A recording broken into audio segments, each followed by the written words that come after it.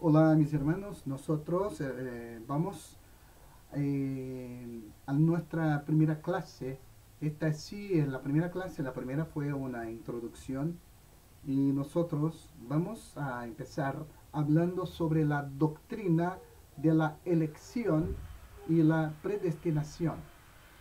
Es un tema bastante complejo porque muchas personas, hay hay dos líneas de pensamiento. Una que dice que el hombre tiene que esforzarse para la salvación, mientras que otra línea dice que el hombre no tiene que hacer absolutamente nada para su salvación. Y en eso encontramos dentro de la Biblia eh, términos, expresiones y acciones de Dios en cuanto a la salvación del hombre. Hay varios textos y yo quisiera en esta ocasión empezar a hablar sobre la elección y la predestinación. Es importante analizar a la luz de la Biblia. No estoy hablando de presupuestos doctrinarios de una iglesia en particular, porque hay pastores que predican que usted puede perder su salvación. Otros dicen que no se pierde la salvación. Entonces tenemos que aclarar a la luz de la palabra de Dios lo que la Biblia dice.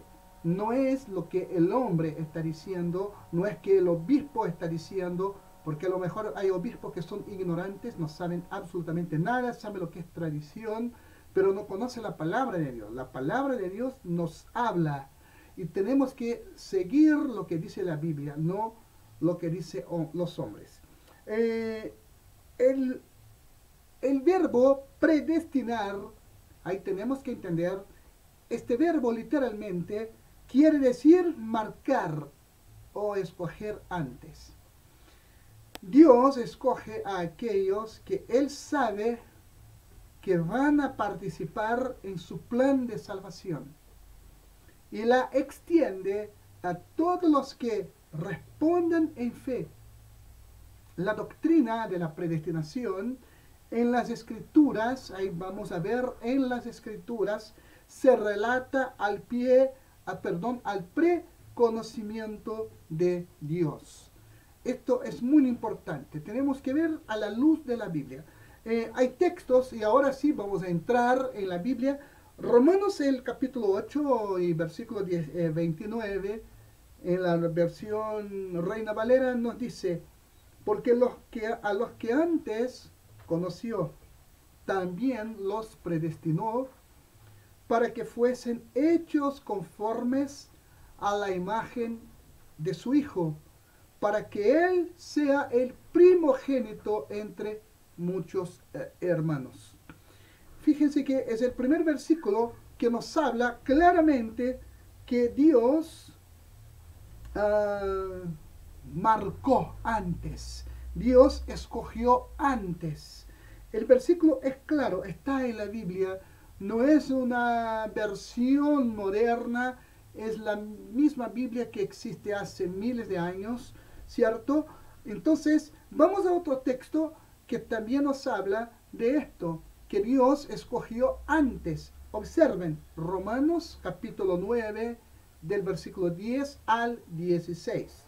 Y no solo esto, sino también cuando Rebeca concibió de uno de Isaac, nuestro padre, pues no habían aún nacido, ni habían hecho aún ni bien ni mal, para que el propósito de Dios, conforme a la elección, permaneciese, no por las obras, sino por el que llama. Se le dijo, el mayor servirá al menor, como está escrito, a Jacob amé, mas a Esaú aborrecí. ¿Qué pues diremos? ¿Que hay injusticia en Dios? En ninguna manera.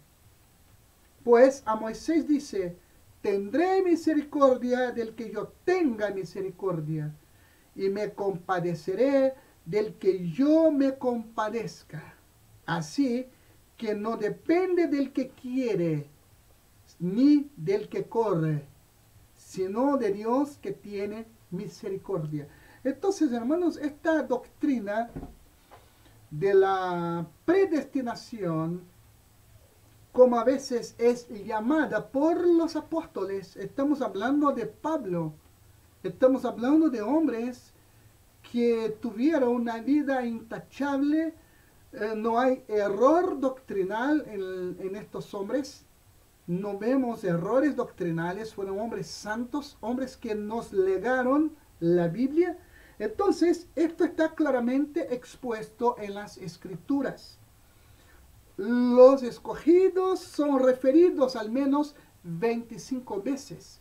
25 veces en la Biblia, en el Nuevo Testamento, vamos a encontrar la referencia a la predestinación. Así que veamos en la Biblia, tenemos que ver en la Biblia, porque yo sé que hay personas que se ponen nerviosas, hay personas que se ponen incluso rabiosas, se ponen con rabia y quieren contrarrestar una enseñanza que está en la palabra de Dios. Hermanos, no soy yo el que está inventando cosas, a mí no me pagaron para que yo hablara de la predestinación. Está escrito en la Biblia. Vamos a Efesios capítulo 1, versículos 4 y 5. Dice, según, observen, según nos escogió antes de la fundación del mundo, para que fuésemos santos y sin mancha delante de Él, en amor, habiéndonos predestinado para ser adoptados hijos suyos por medio de Jesucristo, según el puro afecto de su voluntad. En primera de Tesalonicenses capítulo 1, versículos 4 y 5, dice, ¿por qué conocemos, hermanos amados de Dios, vuestra elección? De nuevo, pues nuestro evangelio no llegó a vosotros en palabras solamente, sino también en poder, en el Espíritu Santo, y en plena certidumbre, como bien sabéis, cuáles fuimos entre vosotros por amor de vosotros. Y más tarde, en 2 Tesalonicenses 2:13 dice, pero nosotros debemos dar siempre gracias a Dios respecto a vosotros, hermanos amados, por el Señor, de que Dios os haya escogido desde el principio para salvación. Observen, hermanos, Dios escoge para salvación. No es el hombre el que toma la iniciativa. Hermanos, es lamentable que mucha gente esté diciendo que el hombre toma la iniciativa. Es un error. Es imposible. Y más adelante, en otras doctrinas o subdoctrinas de la salvación, nosotros vamos a ver con más detalles todo esto. En Deuteronomio 7, versículos 7 y 8, Dios claramente expone la razón por la cual escogió a Israel. Observen, no por ser vosotros más que todos los pueblos, os ha querido el Señor y os ha escogido, pues vosotros erais el más insignificante de todos los pueblos, sino por cuanto el Señor os amó. Entonces, hermanos, aquí nosotros vemos claramente y los demás textos bíblicos, hay muchos textos bíblicos que podríamos estar hablando y exponiendo, como esto es un pequeño resumen de lo que se estudió. Yo quiero dejarles y quiero animarles a que ustedes sigan leyendo, a que ustedes sigan estudiando. Hermanos, no es solamente una palabra, una enseñanza o una lección que va a definir todo. Hermanos, es importante la lectura. Por ejemplo, para que se llegara a dichas conclusiones en cuanto a la elección, a la predestinación. Hermano, esto se llevó a cabo años y años de estudio, años y años de de conferencias. Y no estoy hablando de cosas de ahora, estoy hablando de casi 500 años atrás, cuando se estableció la reforma protestante, como así dice la historia.